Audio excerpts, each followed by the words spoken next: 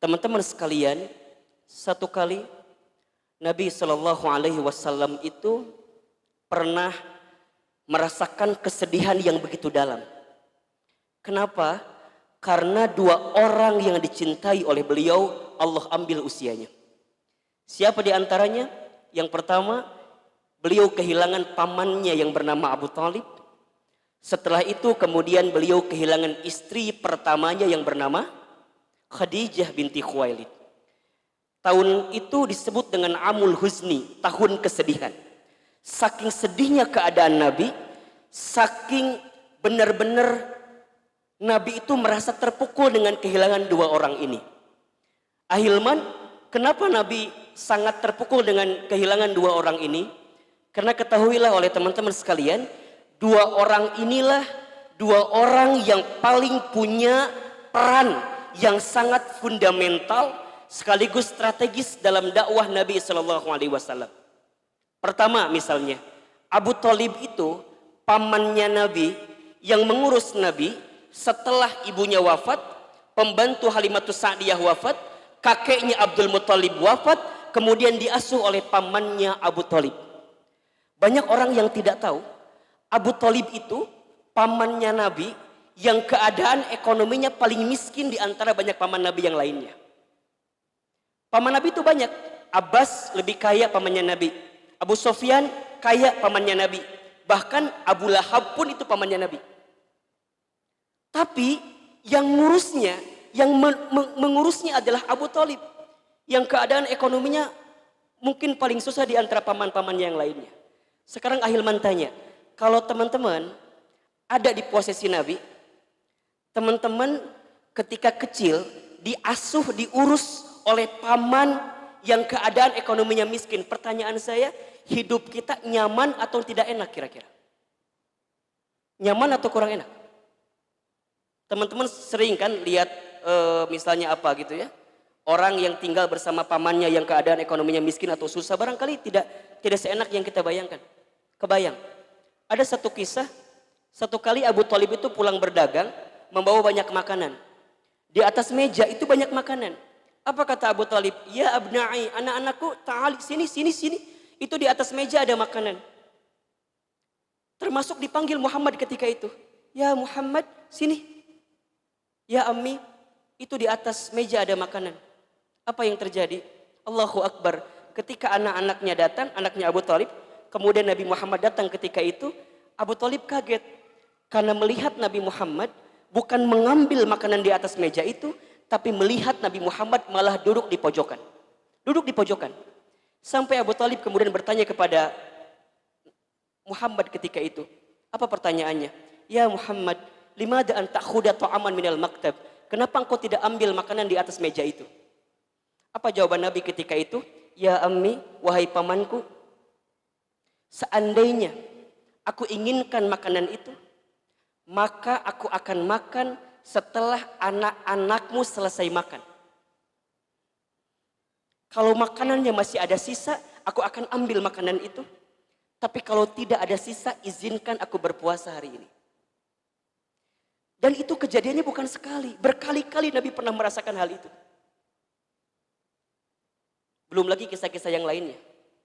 Jadi peran Abu Talib itu sangat luar biasa bagi pribadi Nabi. Begitupun perannya Khadijah, istri Nabi yang pertama. Khadijah itu sampai ada satu bab di kitab hadis Al-Bukhari itu tentang bab manakib, keutamaan Ahlul Bait, keluarga besarnya Nabi. Di antara babnya ada bab tentang Khadijah. Khadijah itu, Masya Allah teman-teman sekalian, istrinya Nabi yang sampai orangnya sudah wafat. Tapi Nabi ketika tertidur, ngigonya nyebutin nama Khadijah.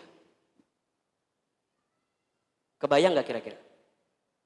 Nabi pernah menikah yang kedua dengan Aisyah.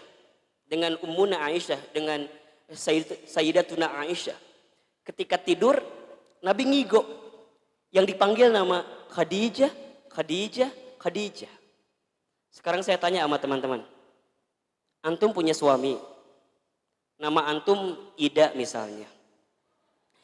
kemudian suami antum manggilnya Ai gitu. Kira-kira cemburu atau tidak kira-kira? Kebayang bagaimana perasaannya? Kebayang kan? Sama nih, Nabi sedang tidur, ada Aisyah ketika itu, Nabi malah memanggil nama Khadijah, Khadijah, Khadijah. Sampai apa kata Aisyah? Wahai suamiku, tadi engkau tertidur. Aku mendengar kalau engkau ngigo, tapi menyebut nama Khadijah, Khadijah, Khadijah. Mohon maaf, ini bahasa kasarnya ya. Secantik apa perempuan tua itu? Kata Aisyah. Bukankah dia sudah meninggal? Dan sekarang engkau menemukan aku yang lebih cantik secara paras daripada Khadijah. Kira-kira gitu bahasanya. Makanya wajar ya, namanya perempuan. Makanya sifat perempuan yang paling utama itu pencemburu. Jadi kalau antum perempuan tapi nggak punya sifat cemburu, dipertanyakan keperempuanannya. Karena yang namanya perempuan itu memang pencemburu dan itu wajar. Makanya antum, ikhwan, kalau punya akhwat, kalau antum nanti menikah misalnya, dan dia begitu cemburu, itu wajar. Yang tidak boleh adalah berlebihan cemburunya. Kamu di mana? Lagi ngapain? Semalam berbuat apa? Liur jadi datanya ke orang pertanyaan. Jadi kalau dia perhatian, merasa cemburu nggak jadi masalah. Tapi kan ada yang berlebihan ya. Dia baru makan nih bareng di meja makan. Baru berapa menit, tiba-tiba ditanya, udah sampai mana? Garasi. Belum kemana-mana, tapi saking ketakutan dan berlebihan cemburunya. Jadi kalau perempuan cemburu itu nggak jadi masalah. Makanya antum nih, akhwat, kalau nanti antum diizinkan oleh Allah dalam waktu dekat menikah, insya Allah, kurang kenceng aminnya itu. Tapi emang masih lama kayaknya sih ya. Gitu. Kalau nanti diberikan kesempatan menikah dalam waktu dekat, kemudian punya suami, maka di antara sikap pertamanya antum sebagai perempuan bagaimana menjaga hati suami itu. Dan itu wajar-wajar saja. Sampai kata Nabi apa jawaban ketika itu? Ya Aisyah, wahai istriku, memang engkau istriku yang paling cantik secara fisik hari ini. Bahkan engkau adalah seseorang yang aku cintai. Tapi ketahuilah, sampai hari ini, bahkan sampai kapanpun, Khadijah tidak akan pernah hilang dalam perasaanku. Kenapa? Sampai Aisyah bertanya, limaza? Kenapa ya Rasulullah? Kenapa? Bukankah engkau sudah menemukan aku yang baru? Sudahkah engkau menemukan aku yang menggantikan Khadijah? Bukan. Karena Khadijah menempati posisi yang sangat luar biasa. Di saat orang lain memusuhiku, maka orang yang pertama kali mencintaiku adalah Khadijah. Di saat orang menjauhiku, orang yang mendekatiku adalah Khadijah. Di saat orang mengkhianatiku, maka orang yang pertama kali membelaku adalah Khadijah. Khadijah. Bahkan teman-teman ada satu kisah. Satu kali Nabi itu gini. Satu kali Nabi itu duduk, kemudian Khadijah tiduran di atas pahanya Nabi, kepalanya. Kebayang? Gak usah dibayangin ya, karena agak susah memang ya. Takutnya halu kemana-mana gitu ya. Tapi kira-kira begini, Nabi sedang duduk, tiba-tiba Khadijah tiduran, kepalanya di atas pahanya Nabi. Tiba-tiba saat Khadijah sedang tiduran seperti itu, Nabi nangis. Ketika Nabi nangis, eta air mata nate nyurucut gitu, karena keningnya Khadijah gitu. Menetes ke keningnya siapa? Khadijah. Apa yang terjadi? Khadijah kaget. Apa kata Khadijah? Suamiku. Nges kabayang telenovelanya kan, langsung kabayang. Gitu. Lain telenovela, ini emang percakapan yang ada gitu ya. Suamiku, kenapa engkau menangis? Apa jawaban Nabi ketika itu? Khadijah, sungguh aku mencintaimu tiada tara. Pernah teman-teman dikatain seperti itu? Pernah sama dia itu loh, yang entah kemana lah sekarang orangnya gitu. Nabi kemudian bilang, sungguh aku mencintaimu tiada tara. Sampai kata Khadijah, thumma, kemudian apa ya Rasulullah? Khadijah, aku tidak pernah terbayang bagaimana kalau kemudian nanti engkau wafat. Siapakah orang yang akan menyayangiku? Siapakah orang yang akan mencintaiku? Sungguh aku tidak mau kehilanganmu wahai istriku Khadijah. Yang sudah nikah pernah nggak suaminya bilang kayak gitu? Kalau belum, suruh bilang latihan dari sekarang. Biar ada perasaan yang begitu dalam, kira-kira begitu ya. Apa jawaban Khadijah ketika itu? Khadijah angkat tangannya, kemudian disusut, apa namanya? Nah, disusutnya bahasa dengan anak-anak. Dihapus gitu. Di apa namanya tuh? Dielap, nah dielap. Mana kieu atuh asap tengenaheun. Di apa? Di itulahnya. Diusap. Diusap pak kieu tengenaheun oke, dielap kumaha. Ya kira-kira diginiin lah. Di apa? Kalau dalam bahasa hadisnya itu ya dintahta minal ain. Jadi tangan di atas tangan di bawah matanya kira-kira begitu. Jadi kira-kira gini ya. Lain kieu lain. Bisa kebayang nanti gitu ya.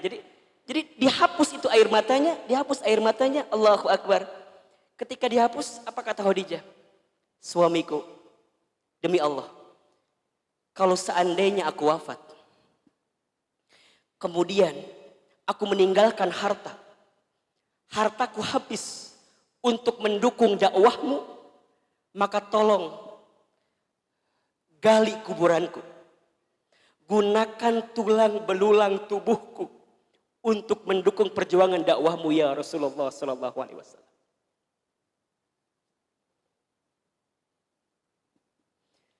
Jadi sampai memberikan segalanya gitu loh. Kalau habis semua yang Khadijah tinggalkan, tolong gali kuburanku. Jadikan tulang belulangku, jadikan tubuhku. Bahkan kalau engkau butuh jembatan untuk menyeberang ke jalan sana dan engkau butuh tempat menuju ke sana, maka gunakan tulang belulang tubuhku untuk menyeberang dengan tubuhku itu, kata Khadijah alaihissalam. Makanya mohon maaf, sampai kapanpun Khadijah tidak akan pernah hilang dalam ingatan Nabi. Apa yang membuat Khadijah spesial? Karena Khadijah dalam kehidupannya bukan sibuk mempercantik fisiknya, tapi mempercantik hatinya. Maka tolong akhwat, antum sebagai akhwat, catat baik-baik. Jangan terlalu sibuk mempercantik fisikmu. Karena kecantikan fisik hanya membuat laki-laki menatap. Tapi sibuklah mempercantik hatimu. Karena kecantikan hati membuatmu dan membuat ikhwan menetap dalam kehidupan antum. Catat buat status itu. Ya. Jangan sibuk mempercantik fisik, karena kecantikan fisik hanya akan membuat laki-laki menatap. Tapi sibuklah mempercantik hati, karena kecantikan hati akan membuat laki-laki menetap. Sampai kemudian Nabi kehilangan dua orang ini. Amul Huzni. Apa yang terjadi? Ketika Nabi merasakan kesedihan yang sangat luar biasa, maka datanglah Jibril alaihissalam. Datanglah Jibril alaihissalam. Apa yang Jibril sampaikan? Masya Allah. Ketika Jibril tahu Nabi sedang kondisi yang sangat gelisah luar biasa, apa kata Jibril? Ternyata Jibril memberikan wasiat kepada Nabi Muhammad SAW ketika itu yang membuat Nabi bisa bangkit setelah Nabi kehilangan dua orang itu. Apa di antara wasiatnya? Ada 3. Kata Jibril yang pertama, ya Muhammad, wahai Muhammad, ish ma syi'ta fa innaka mayyitun. Hiduplah kamu sesuka kamu ingin hidup, tapi ingat kamu akan berjumpa dengan yang namanya kematian. Ini wasiat pertama. Jadi kalau seandainya saat ini Abu Talib wafat, Khadijah wafat, maka tidak lama kemudian engkau pun akan bertemu dengan bab itu. Teman-teman sekalian, tidak ada yang bisa menguatkan hati kita untuk semakin mendekat kepada Allah kecuali zikrul maut, ingat kematian. Kata Nabi SAW, tidak ada nasihat yang paling berharga seseorang yang beriman kepada sahabat yang beriman kecuali ingat tentang kematian. Kalau ingat tentang kematian berarti dia ingatkan untuk semakin ingat dengan Allah. Makanya kalau kata Ibnu Qayyim al-Jauziyah, seorang pakar tasawuf, pernah menyampaikan begini. Kalau antum mencari guru untuk belajar membaca Al-Quran, maka engkau akan mendapatkan banyak guru. Kalau engkau mencari guru untuk belajar fikih, maka engkau akan mendapatkan guru yang banyak tentang fikih itu. Tapi kalau engkau mencari guru yang mengajarkan engkau untuk mendekat kepada Allah, untuk ingat kepada Allah, lisannya, ingatannya, gerak-geriknya, aktivitasnya membuat engkau ingat dengan Allah, maka engkau akan menemukan guru yang seperti itu. Kalau sudah menemukan seseorang yang senantiasa ngingetin kita sama Allah, terus ingetin kita sama Allah, tauhidnya makin kuat, pegang erat-erat, jaga baik-baik. Karena kalimat yang akan membuat engkau selamat bertemu dengan Allah hanyalah kalimat Allah, la ilaha illallah. Maka kata Jibril ketika itu, hiduplah kamu sesuka kamu ingin hidup, tapi ingat, kamu akan berjumpa dengan yang namanya kematian. Kita ini semua sedang menghitung hari untuk berjumpa dengan jadwal kematian kita masing-masing. Kita nggak pernah tahu tentang kematian ini. Ada 3 misteri tentang kematian kan? 1, al-awqatul maut, waktu kematian kita. Tidak ada yang tahu. Muda, tua, tidak jadi patokan. Yang masih muda jangan enjoy. Karena yang namanya mati tidak ngukur tua ataupun muda. Begitu banyak hari ini yang usianya masih muda tapi diambil usianya oleh Allah Subhanahu wa ta'ala. Yang kedua, al-amkanul maut, tempat kematian kita. Tidak ada yang tahu di mana kita akan diwafatkan. Ada yang tahu di mana kita akan diwafatkan? Coba teman-teman yang ikhwan, antum mau nggak meninggal di masjid? Tolong jawab yang kencang. Mau meninggal di masjid? Jangan terkecoh, tanya dulu. Lagi ngapain di masjidnya? Palawur maling sound system maut di masjid kan? Palawur. Maka ada yang ketiga, al-asbabul maut, sebab kematian kita. Kita tidak bisa menerka-nerka kapan wafat kita, tidak bisa menerka di mana wafat kita, tapi yang bisa kita urai dan rangkai dari sekarang adalah ingin seperti apa wafat kita. Innamal mar'u yumitu fil hayat illa ma dzatihi fil hayati dunya. Setiap manusia akan diwafatkan oleh Allah sesuai dengan kebiasaannya saat hidup di dunia. Banyak orang yang hari ini sibuk mikirin hidup enak, tapi sedikit yang mikirin bagaimana wafat dalam keadaan enak.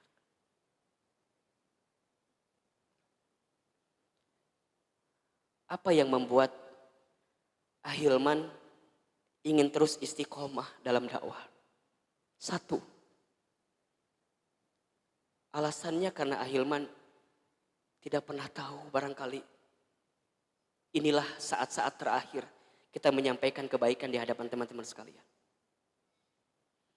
Makanya orang kalau udah ingat mati, dia akan merasa dicas dalam tubuhnya untuk semakin mendekat taat kepada Allah. Teman-teman kalau lagi futur nih, kalau lagi di bawah, lagi nggak semangat, udah ingat kematian aja. Nasihat yang paling berharga. Maka kata Jibril kepada Muhammad ketika itu, Ishma syi'ta fa innaka mayyitun. Hiduplah kamu sesuka kamu ingin hidup, tapi ingat kamu akan berjumpa dengan yang namanya kematian. Teman-teman kalau mau berbuat maksiat, biar nggak jadi, ingat mati. Pasti nggak jadi. Lupa, maksiat lagi. Ingat lagi, nggak maksiat. Maksiat lagi, lupa lagi. Udah gitu aja. Teman-teman, akhwat, kalau ada yang nge-DM nggak jelas, langsung aja. Assalamualaikum ukhti, ingat mati, gitu aja. Itu biasanya nggak diterusin biasanya. Udah selesai. Udah nggak jelas kayak gitu. Allahu Akbar. Yang kedua, wasiatnya kata Jibril begini, wa ahbib man syi'ta fa innaka mufarrikuh. Ya Muhammad, cintailah siapapun orang yang ingin kamu cintai, silahkan. Tapi ingat, kamu akan berpisah dengan orang yang kamu cintai itu. Bisa jadi kamu yang berpisah dengan orang yang kamu cintai, atau orang yang kamu cintai memisahkan duluan dengan diri kamu. Ahilman punya orang tua. Orang tua Ahilman sudah wafat. Ayah wafat saat saya usia kelas 6 SD menjelang kelas 1 SMP. Ibunda wafat ketika saya menjelang masuk kuliah kelas 3 SMA, kira-kira begitu.